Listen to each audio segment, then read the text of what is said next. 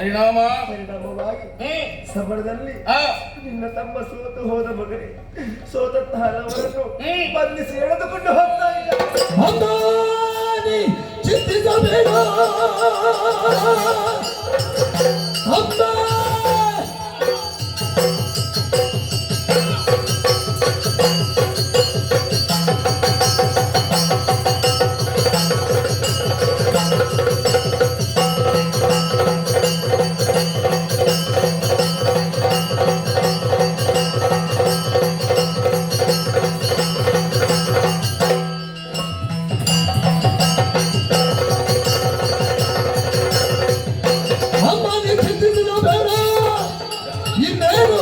ಬ್ರಹ್ಮನಿಗಿಂತ ತಪ್ಪುದಿ ಸುಮ್ಮನೆ ಮರ್ಗದ ಕಾಲವ ಬೊಯ್ಯುವ ಬೊಮ್ಮನ ಪಿತನಾಗಲಿ